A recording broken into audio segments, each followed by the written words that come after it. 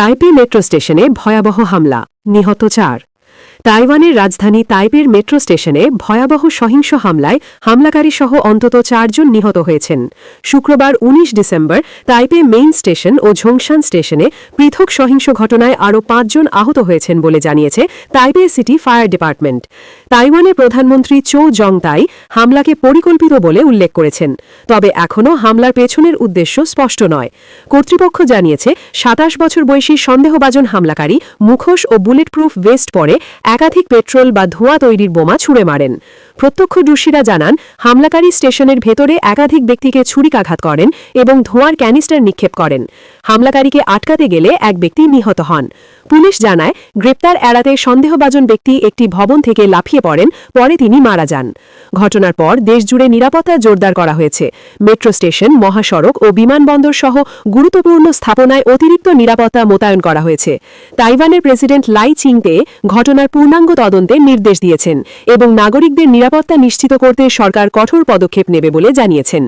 উল্লেখ্য, তাইওয়ানের সহিংস অপরাধ তুলনামূলকভাবে বিরল, তবে 2014 সালে তাইপে মেট্রোতে এক হামলায় 4 জন নিহত হন। ওই ঘটনার দায়ে অভিযুক্ত ব্যক্তির 2016 সালে মৃত্যুদণ্ড কার্যকর করা হয়।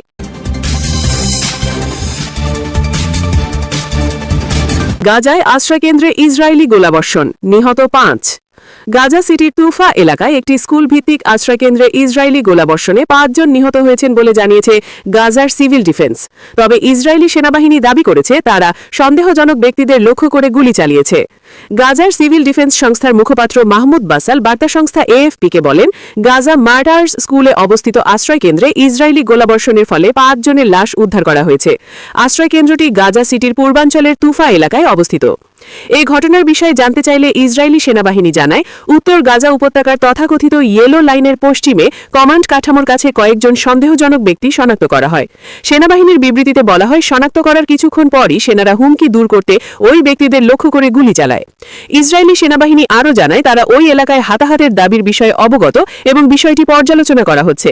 বিবৃতিতে বলা হয়, অসংশ্লিষ্ট ব্যক্তিদের ক্ষতির জন্য আমরা দুঃখ প্রকাশ করি এবং যতটা সম্ভব ক্ষতি কমাতে কাজ করি।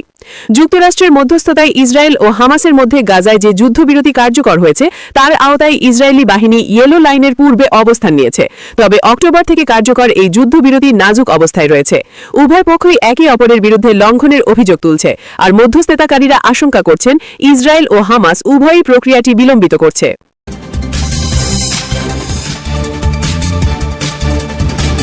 পাকিস্তানে সেনা ক্যাম্পে আত্মঘাতী হামলা, নিহত 9। পাকিস্তানের খাইবার পাখতুনখোয়া প্রদেশের উত্তর ওয়াজিরিস্তান জেলার বয়া এলাকায় সেনা ক্যাম্পে আত্মঘাতী হামলা চালিয়েছে সন্ত্রাসীরা।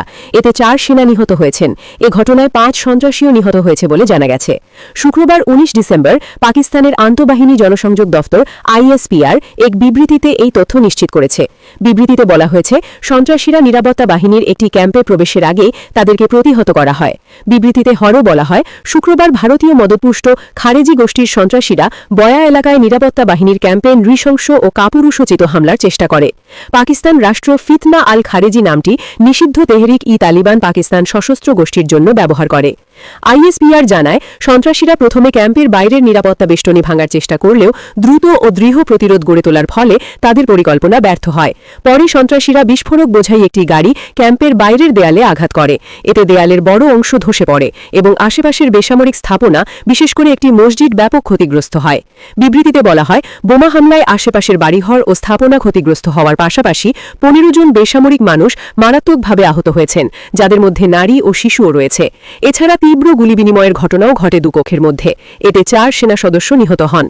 ISPR জানায়, নিহতদের মধ্যে রয়েছেন হাবিলদার মোহাম্মদ ওয়াকাস 42, জেলা কোটলি, নায়েক খানওয়েজ 38, জেলা মানসেহরা, সিপাহী সুফিয়ান হায়দার 25, জেলা ভেহারি এবং সিপাহী রিফাত, জেলা লেইয়া। পাকিস্তান সেনাবাহিনী আরও জানায়, আফগানিস্তান ভিত্তিক খারিজিরা এ হামলার পরিকল্পনা ও বাস্তবায়ন করে, যা আফগান তালিবান সরকারের দাবির সঙ্গে সাংঘর্ষিক। তারা দাবি করে, নিজেদের ভূখণ্ডে এমন সন্ত্রাসী গোষ্ঠীর উপস্থিতি নেই। বিবৃতিতে বলা হয়, পাকিস্তান আশা করে আফগান তালিবান সরকার তাদের দায়িত্ব পালন করবে এবং পাকিস্তান বিরোধী সন্ত্রাসী গোষ্ঠীগুলোকে নিজেদের মাটি ব্যবহার করতে দেবে না। ওয়াজিরিস্তানে এ ধরনের ঘটনা নতুন নয়। 2 মাস আগে মীর আলীতে নিরাপত্তা বাহিনীর ওপর আত্মঘাতী হামলার চেষ্টা ব্যর্থ হয় এবং 4 সন্ত্রাসী নিহত হয়। চলতি বছরে গ্লোবাল টেরোরিজম ইন্ডেক্স 2025-এ পাকিস্তান বিশ্বের দ্বিতীয় সর্বোচ্চ সন্ত্রাসপ্রবণ দেশের তালিকায় উঠে আসে, যেখানে আগের বছরের তুলনায় দেশটিতে সন্ত্রাসী হামলায় নিহতের সংখ্যা বেড়েছে 45%। সূত্র ডন নিউজ ও আনাদোলু এজেন্সি।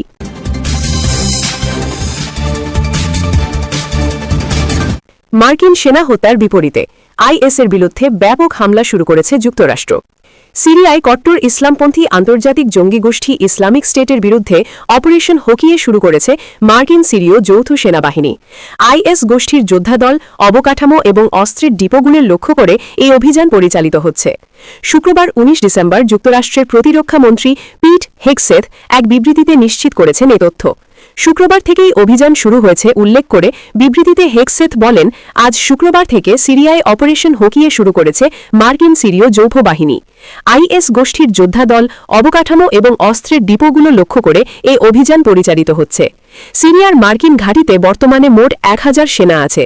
গত সপ্তাহের শনিবার সিরিয়ার মধ্যাঞ্চলীয় শহর পালমিরাতে একটি মার্কিন সিরীয় গাড়িবহরকে লক্ষ্য করে বন্দুক হামলা চালিয়েছিল আইএস। এতে ঘটনাস্থলেই নিহত হন 2 মার্কিন সেনা এবং তাদের এক দোভাষী এবং আহত হন আরও 3 জন মার্কিন সেনা।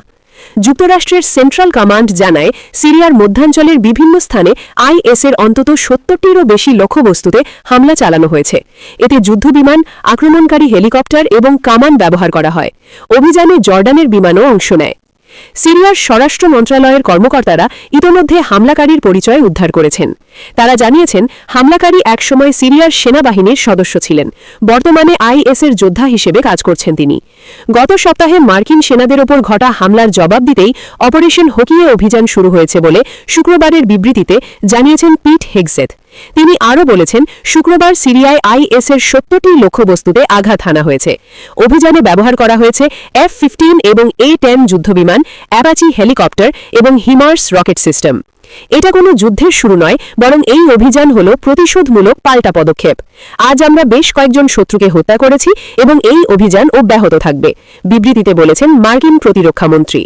একই দিন নিজের সামাজিক যোগাযোগ মাধ্যম ট্রুথ সোশ্যালে পোস্ট করা এক বার্তায় যুক্তরাষ্ট্রের প্রেসিডেন্ট ডোনাল্ড ট্রাম্প বলেন, সিরিয়ায় মার্কিন বাহিনী খুব গুরুতর প্রতিশোধ নিচ্ছে এবং এতে সিরিয়ার সরকার পূর্ণ সমর্থন জানিয়েছে। সূত্র রয়টার্স।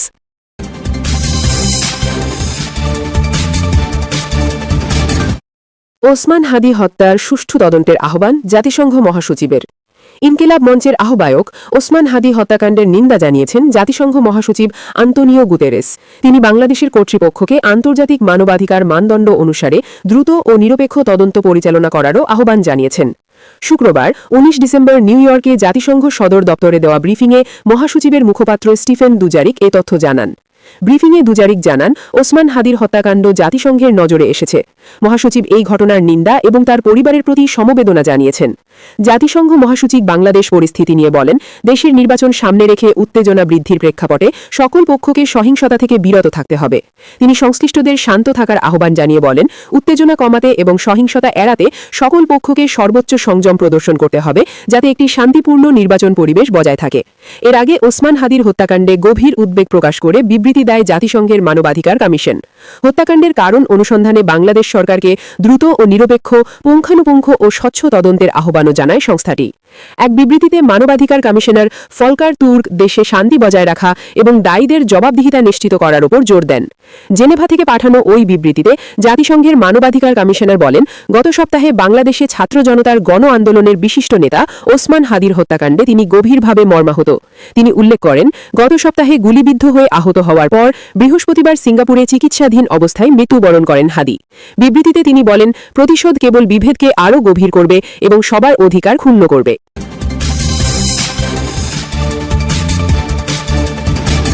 পাকিস্তানের শক্তিশালী গাড়ি বোমা হামলা, বন্দুকযুদ্ধ, নিহত 4।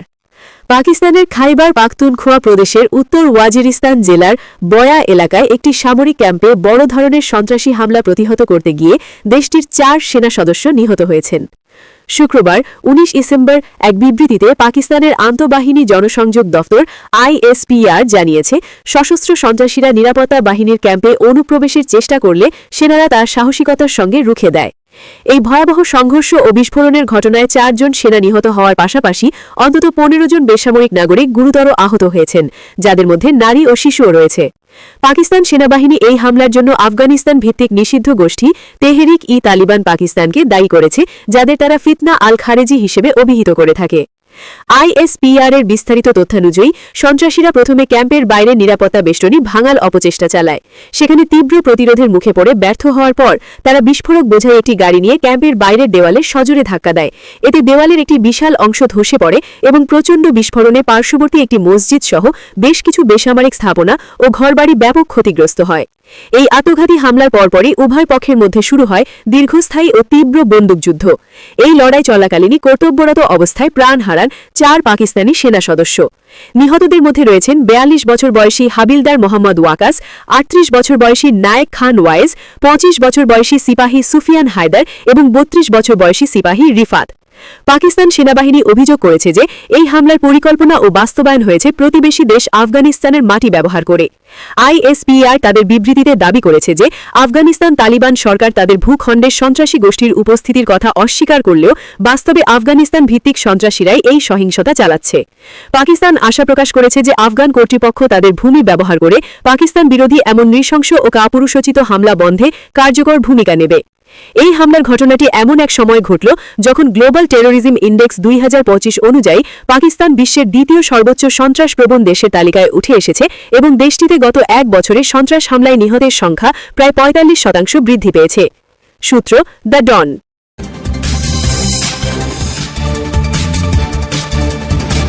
শত শত কামিকাজি ড্রোন কিনছে ভারত।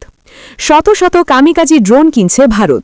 দেশটিতে এজন্য প্রায় 2000 কোটি রুপি বরাদ্দ দেওয়া হয়েছে। অপারেশন সিঁদুর থেকে নেওয়া অভিজ্ঞতার ভিত্তিতে এসব ড্রোন কেনা হচ্ছে। এই ড্রোনগুলো 3টি প্রতিরক্ষা বাহিনী ও বিশেষ বাহিনীর সক্ষমতা বাড়াতে ব্যবহার করা হবে। শুক্রবার 19 ডিসেম্বর এএনআই এর এক প্রতিবেদনে এ তথ্য জানানো হয়েছে। প্রতিরক্ষা সূত্রে এএনআই জানিয়েছে, ভারতীয় সেনাবাহিনীর এ প্রস্তাবটি এখন চূড়ান্ত পর্যায়ে রয়েছে। চলতি মাসের শেষ সপ্তাহে অনুষ্ঠিত হতে যাওয়া প্রতিরক্ষা অধিগ্রহণ পরিষদের উচ্চ পর্যায়ের বৈঠকে এটি অনুমোদন পাওয়ার সম্ভাবনা রয়েছে। ফাস্ট ট্র্যাক প্রক্রিয়ার আওতায় বাস্তবায়িত এই প্রস্তাব অনুযায়ী সেনাবাহিনী দেশীয় উৎস থেকে প্রায় 850টি লয়টারিং মিউনিশন বা কামিকাজি ড্রোন এবং সেগুলোর লঞ্চার সংগ্রহ করবে। এরই মধ্যে বিভিন্ন উৎস থেকে সংগ্রহিত বিপুল সংখ্যক লয়টারিং মিউনিশন ব্যবহার করছে ভারতীয় সেনা। ভবিষ্যতে প্রায় 30,000 এমন ড্রোন অন্তর্ভুক্ত করার পরিকল্পনাও রয়েছে, যাতে সব যুদ্ধ ইউনিটকে আধুনিকভাবে সজ্জিত করা যায়। নতুন কাঠামো অনুযায়ী সেনাবাহিনীর প্রতিটি পদাতিক ব্যাটালিয়নে একটি করে অশ্বনী প্লাটুন গঠন করা হবে। এই প্লাটুনগুলো শত্রু অবস্থান লক্ষ্য করে এবং সন্ত্রাস বিরোধী অভিযানে ড্রোন পরিচালনার দায়িত্ব পালন করবে। অপারেশন সিঁদুরে ভারতীয় সেনাবাহিনী ব্যাপকভাবে ড্রোন ব্যবহার করে পাকিস্তানের ভেতরে সন্ত্রাসী ঘাঁটিতে হামলা চালায়। পেহালগাম সন্ত্রাস হামলায় 26 জন নিহত হওয়ার প্রতিশোধ হিসেবে পরিচালিত এই অভিযানের প্রথম দিনেই 9টি লক্ষ্যবস্তুর মধ্যে 7টিতে সফল হামলা চালানো হয়।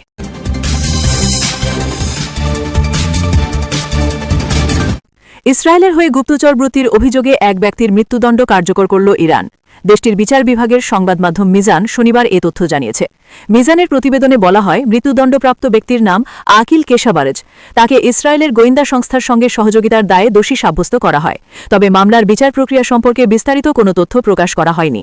এদিকে নিউ ইয়র্ক ভিত্তিক মানবাধিকার সংগঠন centre for human rights in Iran CHRI জানায়, কেশাবারেজের বয়স ছিল 27 বছর এবং তিনি একজন স্থাপত্যবিদ্যার শিক্ষার্থী ছিলেন। সংগঠনটি এই মামলাকে রাজনৈতিক উদ্দেশ্য প্রণোদিত বলে মন্তব্য করেছে। চলতি বছর এ ধরনের আরও কয়েকটি ঘটনায় মৃত্যুদণ্ড কার্যকর করেছে ইরান।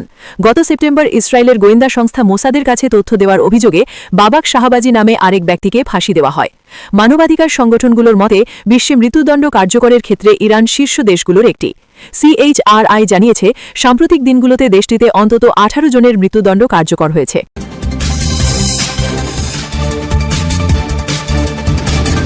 গাজায় এখনও মারাত্মক খাদ্য সংকটে রয়েছে মানুষ। গাজায় গত অক্টোবরের যুদ্ধবিরতির পর দুর্ভিক্ষের পরিস্থিতি কিছুটা নিয়ন্ত্রণে এলেও এখনও মারাত্মক খাদ্য সংকটে রয়েছে অধিকাংশ মানুষ।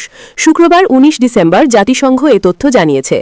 রোম ভিত্তিক integrated food security phase classification IPC জানায়, খাদ্য ও পুষ্টি পরিস্থিতিতে কিছু উন্নতি হলেও গাজার পুরো এলাকা এখনও জরুরি পর্যায়ের খাদ্য সংকটে রয়েছে। বর্তমানে 16 লাখের বেশি মানুষ তীব্র খাদ্য অনিশ্চয়তায় ভুগছে, যার মধ্যে লাখের বেশি মানুষ চরম বিপর্যস্ত অবস্থায় আছে। আইপিসি সতর্ক করে বলেছে, এই উন্নতি খুবই নাজুক, সহায়তা বন্ধ হলে বা নতুন করে সংঘর্ষ শুরু হলে পরিস্থিতি আবার ভয়াবহ হয়ে উঠতে পারে। গাজার স্বাস্থ্য মন্ত্রণালয়ের তথ্য অনুযায়ী অপুষ্টি ও অনাহারে এখন পর্যন্ত 460 জনের মৃত্যু হয়েছে, যার মধ্যে 154 জন শিশু। এর মধ্যে 39 জন শিশুসহ 182 জন অগস্টে গাজায় দুর্ভিক্ষ ঘোষণা করার পর মারা যান।